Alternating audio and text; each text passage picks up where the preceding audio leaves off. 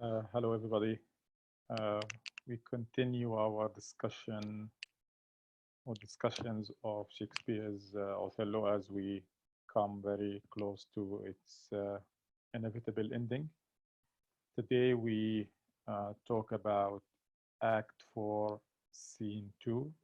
It's not a long act, but it includes so many important things. Uh, in this scene, I'm not sure if you watched the play or somebody prepared the this scene, Act 4, Scene 2. In this scene, we have, remember we said, come on, Othello. Talk to the people you trust. Talk to the people you love. Talk to Desdemona. Ask her. And this is the scene where he really asks her, are you cheating on me? And she denies that categorically. Before that, he asks Emilia if Desdemona is honest. And she says, yeah, of course she is. Now, honestly, every time I teach the course, I forget that this scene exists. I forget that there is a scene in which Othello comes face to face and asks Desdemona whether she's cheating on him or not. Because if this scene exists, that's the idea, then this is not going to end tragically. So are you cheating on me? No, I swear to God. Because somebody told me this. Who's that? Iago, really? Why would he say that about me? And then the truth will be revealed. Why doesn't this happen? I'll ask this question. Why doesn't this happen? Why doesn't this plan, this scheme, this plot by Iago, why isn't it exposed here now in Act 4, Scene 2? Because again, we have been waiting for Othello to come face to face with Desdemona about the possibility of her infidelity, unfaithlessness, or faithlessness. Yeah, that's the word.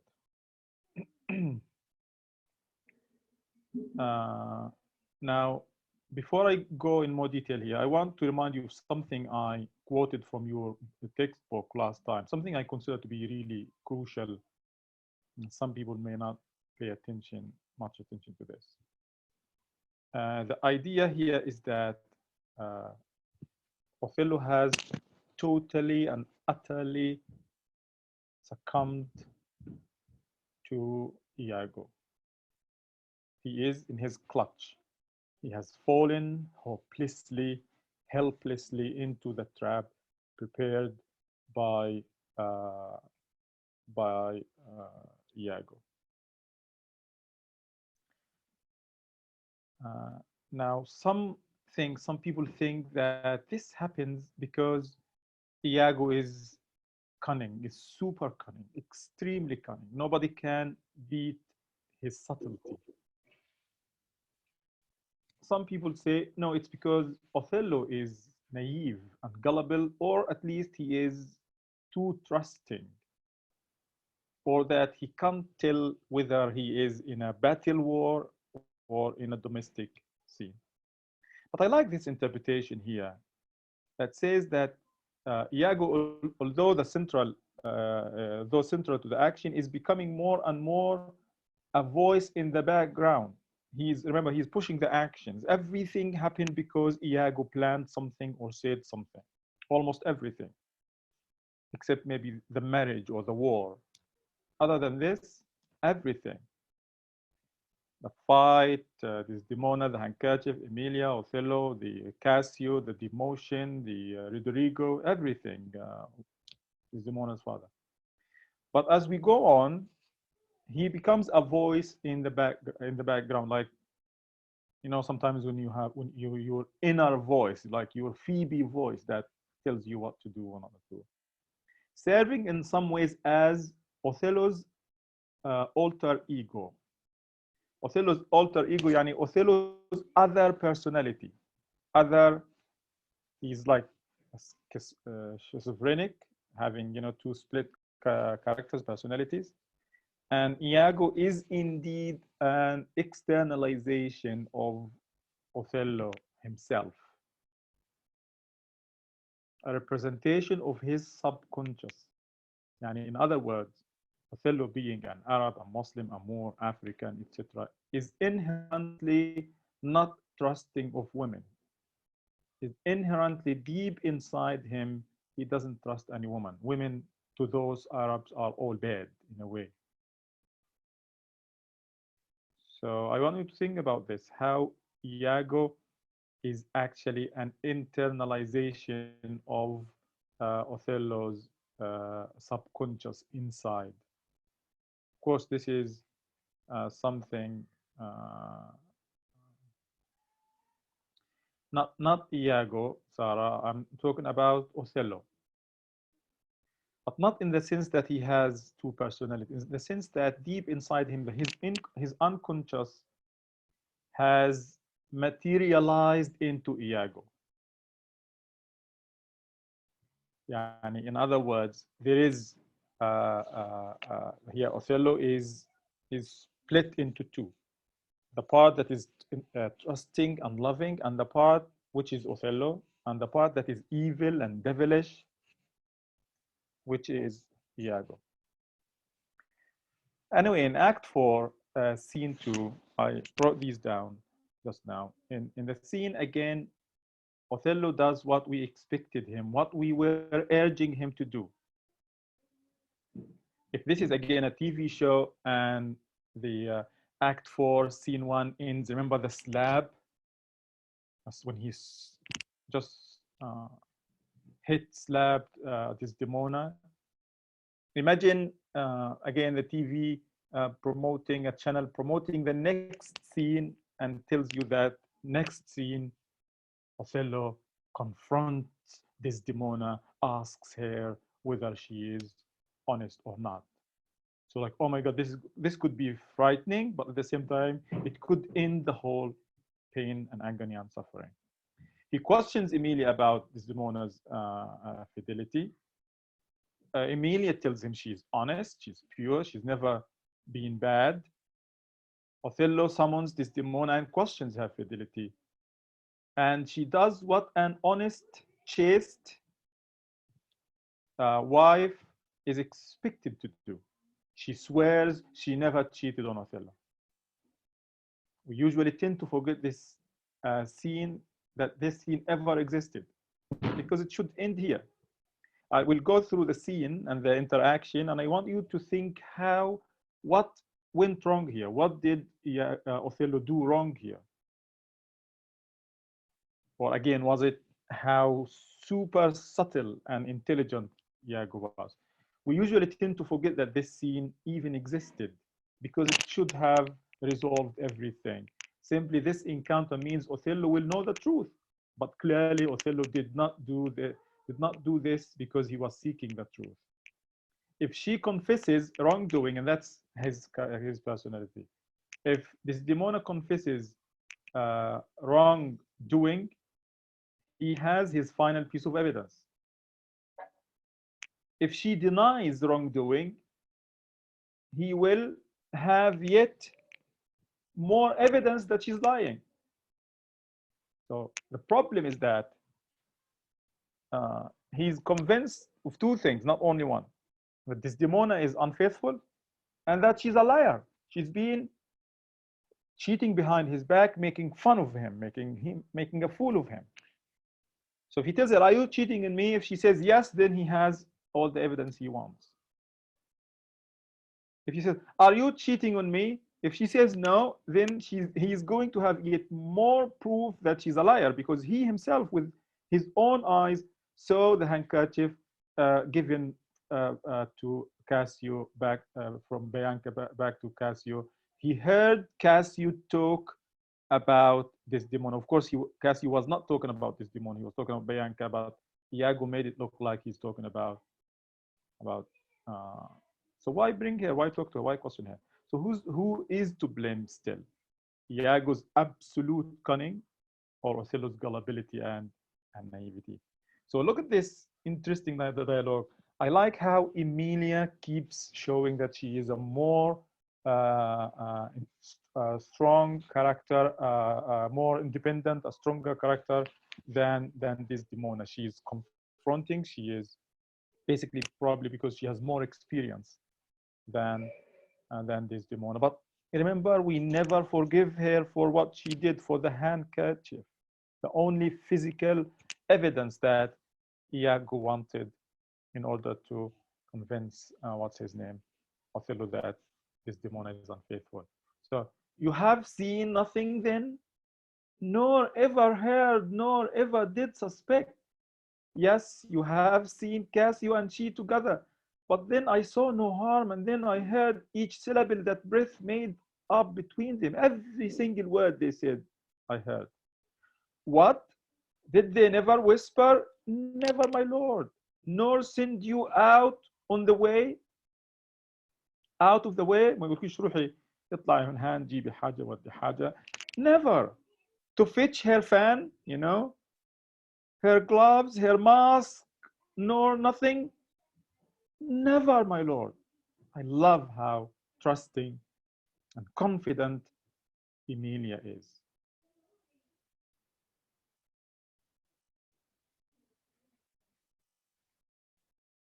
And still, that's strange. I durst, my lord, to wager she is honest. Lay down my soul at stake. If you think other, remove your thought. If somebody had, you know, made you think otherwise, it does abuse your bosom. It's going to destroy you. It's going to spoil your peace of mind. If any wretch had put this in your head, wretch, any person, we know it's her husband, it's Iago. Let heaven requite it with the serpent's curse. For if she be not honest, chaste, and true, there's no man happy. The purest of their wives is foul as slander. If Desdemona is foul, is dishonest, is untrue, then there is no honest woman in the whole world. There's no pure woman because she is the purest of all. So she goes to bring, but this, I think this, Emilia is so close to Desdemona. At least it should change something about. In your book, it says, why is it that Othello was easily convinced by Iago many times, but he can't change his opinion when Emilia talks, when Desdemona talks. Basically, probably because he believes that probably women are not truth tellers, that women are liars, that women are not to be trusted. And I'm not sure if this is to do with his background and his heritage as an African. So when she leaves, she says enough, yet she is simple, bold, that can't say as much. This is a subtle whore. I think this here refers to Desdemona. Yani, instead of being convinced that Desdemona is honest, he says, maybe she's subtle. She cheats on me in a way that even Emilia, look at how stupid he is, how infuriating he is. She's a subtle whore, a closet lock, and the key of villainous secrets. And yet she'll kneel and pray. I have seen her do it. She pretends she's fake. When Desdemona comes, again, he asks her openly, rudely. And again, in your book, it talks about how courageous it is of Desdemona to show up yet again, despite the fact that in the previous scene, he slapped her in front of people, publicly humiliating. Again, she says, no, I have not done anything wrong. And again, he's not convinced. Upon my knees, what doth your speech import? I understand a fury in your words. There's anger in your words. Why? What art thou? Your wife, my lord, your true and loyal wife. Come, swear it, damn thyself, lest being like one of heaven, the devils themselves should fear to seize thee. When you die, even the devils will fear seizing you, handing you, or touching you, because you are too evil, you're too bad, even for the devils to seize thee. Therefore be double damned. Swear thou art honest. طيب وحلفة يمين، حلفة على المصحف. So why are you doing this? Why are you interrogating her and asking her? If every time she swears, you don't believe her, you take it even as evidence against her. Heaven doth truly know it. Heaven truly knows thou art false as hell. To whom, my Lord? She knows nothing. With whom? How am I false? Ah, Desdemona, away, away, away. Alas, the heavy day, why do you weep? And again, imagine this. I want you to go to YouTube and see this scene. Clearly, he's weeping here. We understand his suffering, his pain. And this situation is, you don't wish this upon your worst enemies. He's weeping. But again, he is at least partly to blame for this. Am I the motive for these tears? Am I the reason why you're crying, my Lord? If haply you, my father, do suspect an instrument of this, you're calling back, because he suspected that, your father is the reason why I should be going back to Venice. Lay not your blame on me. If you have lost him, why? I have lost him too. She tells him that my father is dead. And Othello continues pushing her, roughing her around. Had it pleased heaven to try me with affliction, had they rained all kinds of sorrows and shames upon my head. He says, if God has sent all pains, all affliction, all suffering, all sorrows, all shames upon my bare head. And this is like, usually people take this evidence about characterization, bald, bare head, that he's bald. يعني شوية at least from a little bit like here. أو بعض الناس بيقول لك bare head, he's not putting his, what's the name? Helmet, when you fight, when you are a soldier, you wear a helmet to protect your head. Steep me in poverty to the very lips. Again, the references to his lips. Even if I am poor up to my lips, given to the captivity, given to captivity me and my utmost hopes. If I fall captive, I should have found in some place of my soul a drop of patience. I could have been patient, even if I'm suffering the most. But alas, to make me a fixed figure for the time of scorn to point his slow, unmoving finger at. And again, look at how he cares more about his name than about his wife, than about truly, honestly checking and double checking. He continues, yet could I bear that? I would bear anything. Very well. Well, very well. But there where I have garnered up my heart, where either I must live or bear no life, the fountain from the which my current runs, or else dries up, to be discarded thence, or keep it as a cistern for foul toads, to not the gender in turn thy complexion there, patience, thou young and rose-lipped cherubim, I there look grim as hell. You look grim as hell. I hope my noble lord esteems me honest. And again, how passive this? How passive is this? How, she's still. Many will criticize her for not being pushy. She's just hoping. She's too submissive. And again, alas, what ignorant sin have I committed? I still don't know what ignorant in the sense that I don't know of. I'm not aware of anything I did. Othello, was this fair paper, this most goodly book, made to write whore upon it?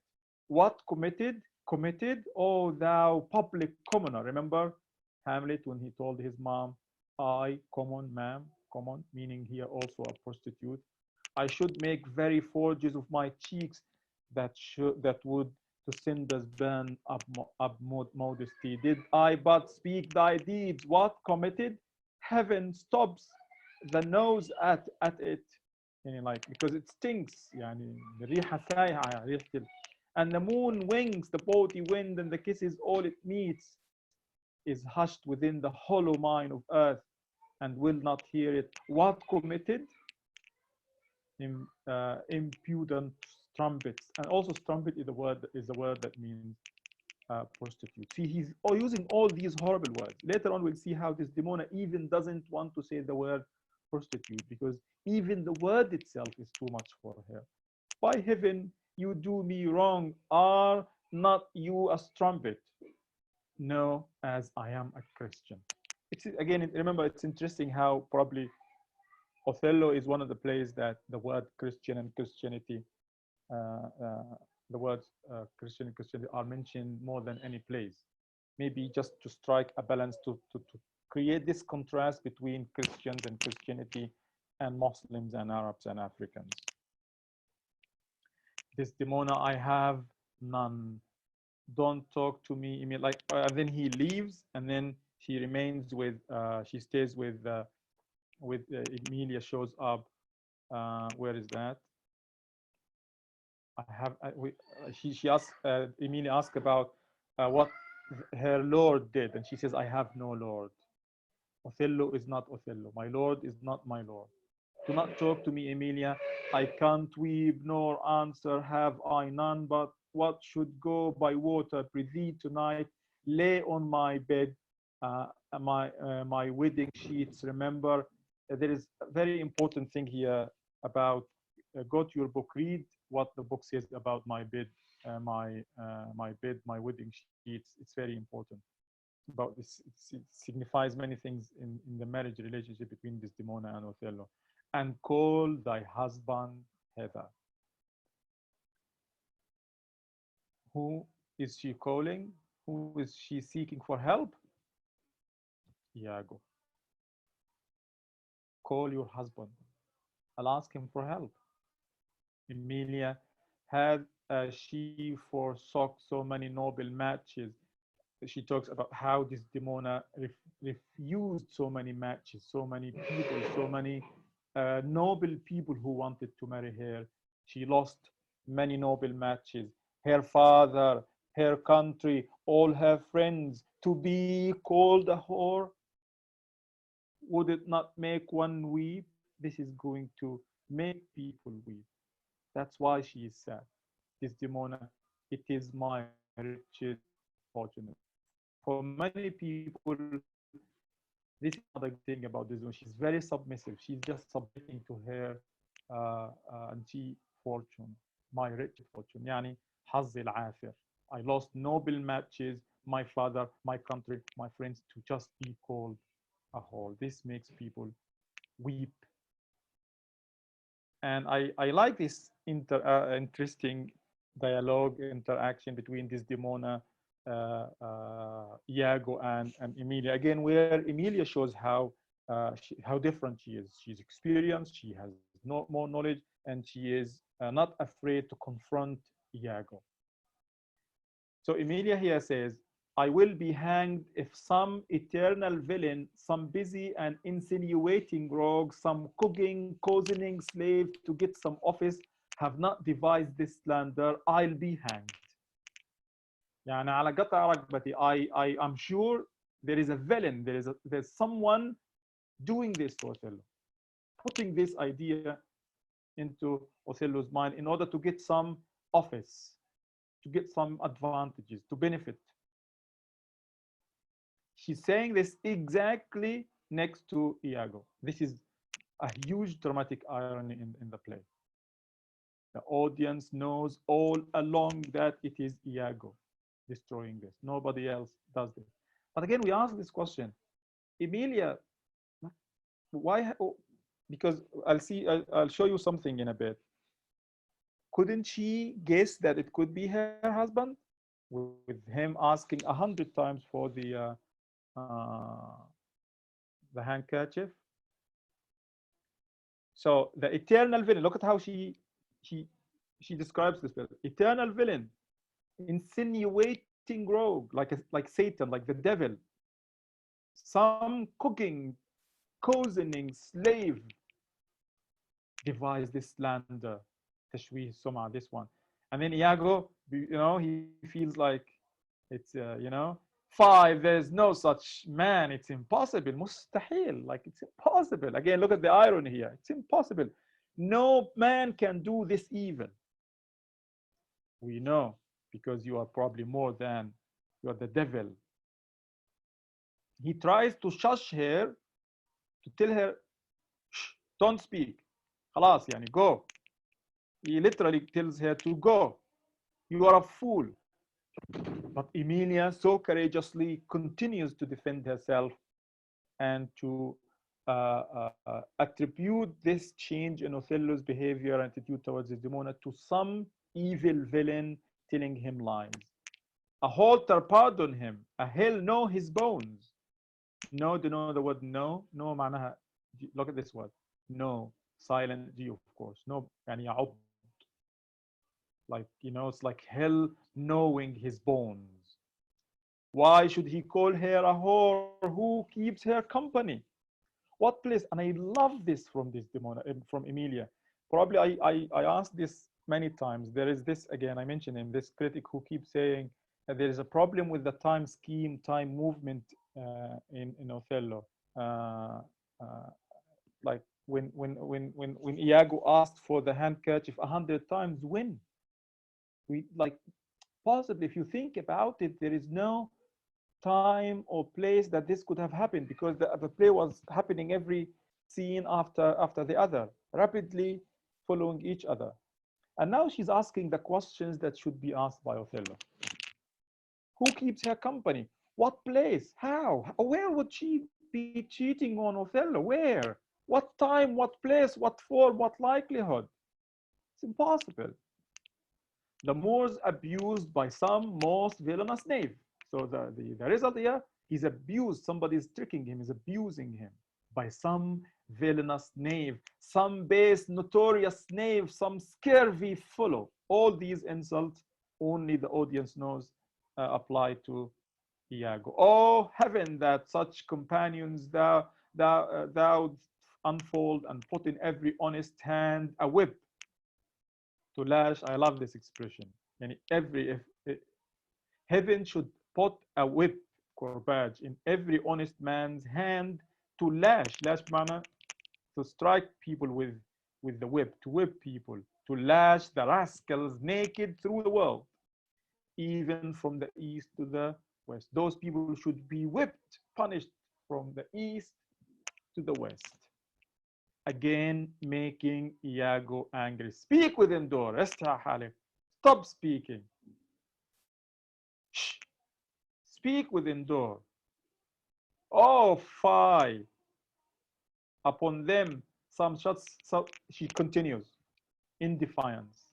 Squire he was that turned your wit the steamy side without and made you suspect me with the more. Remember when Iago said, I suspect that Othello might have slept with my wife, with Emilia? Here she clearly, the man even told or suspected Emilia. She's revealing this now. He reminds him, you yourself were suffering from a similar situation. You yourself accused me of cheating with Othello. It must have been like what was happening to Othello is like what happened to you. But we know all along that this, nobody poisoned Iago's mind. It was all his doing. He imagined it. He guessed that. He just made it up. He lied and he believed his own lie. And again, he doesn't want to be exposed. Look at him. You are a fool. Go to. Get out. Dismissing her. And again, Desdemona goes on to beg for Iago's help. Oh, good Iago, what shall I do to win my lord again? Good friend, go to him, for by this light of heaven I know not how I lost him. Here I kneel, if e'er my will did trespass against his love, either in discourse, if I have made any mistake, trespass against his love. Look at how confident she is. Either in discourse, in language, in words, of thought, even in my mind, or actual deed, or that mine eyes, mine ears, or any sense. If I betrayed him in my thoughts, in my words, in my deeds, in my eyes, in my ears, in my senses, delighted them in any other form, I can't say, or I can't even say the word. It doth abhor me. Now I speak the word to do the act that might the addition and not the world's mass of vanity could make me. Nothing in this world could make me unfaithful to my husband. Even pronouncing, uttering the word is too much for me. And Iago, I pray you be content, 'tis but his humor. This is what he is. The business of the state does him offense. Maybe he can't cope with his job. Maybe his job is too big for him. Maybe this is his nature, his humor, his behavior. And finally, everybody leaves. Rodrigo finally shows up. Rodrigo shows up. Remember Rodrigo? And in this, the last 2 pages of the scene, uh, Rodrigo is the first person ever to expose Iago for the fake he is, the fake person he is. He tells him, you take all my money, you take all my jewels, you take everything, and I'm getting nothing. I'm going back to Venice. You are a hypocrite. You say things, you do different other things. The only person who sees Iago for who he is Rodrigo. But look at this interesting interaction here. He says, okay, look at how he Rodrigo, this dumb person, is even smarter than Othello. So in other words, the dumbest person in Venice is even smarter than Othello. Rodrigo says, I tell you, 'tis not very well. I'll make myself known to this demon. I'm going to talk to her myself. I'm not going to give you more money to do this. طبعا بنفهم يعني we get new information here that hasn't been revealed before. We understand that Rodrigo keeps giving Iago money and jewels as gifts to give to Desdemona to win her heart. Very dumb, very stupid of Rodrigo. If she will return me my jewels, I'll ask her, give me my jewels that I sent to you by Iago. I will give over my suit and repent my unlawful solicitation. If she gives me back my jewels, I say goodbye, I no longer want you.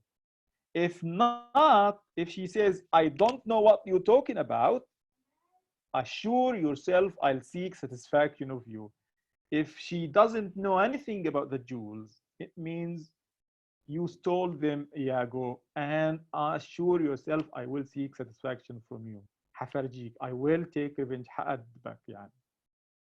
Of course, nobody can beat Iago. Iago convinces him, lies to him that he's going to go to Mauritania. We know that Othello is soon heading back to Venice. He tells him he's going to Mauritania. He's taking Desdemona with him. There is one thing we can do to stop him from going there. We need to kill Cassio. I want you to kill Cassio. I have a plan for that. And then he convinces Rodrigo to stay because he tells him just one night, stay one night, kill Cassio, and tomorrow night you will have Desdemona. But even the last word, I didn't quote this. The last line in the scene also shows how Rodrigo agrees to kill Cassio, but still he needs more convincing, more evidence. Being the Venetian he is, asking for evidence, concrete evidence, unlike what's his name, Othello. He says, I will hear further reason for this. Iago, of course, says, always ready, always prepared, and you shall be satisfied. Don't worry, you will be satisfied. I'll stop here. And if anybody has a comment or a question, please do speak.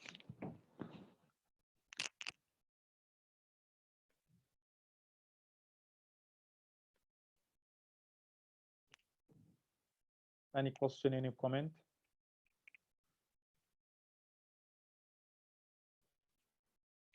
Okay. Type.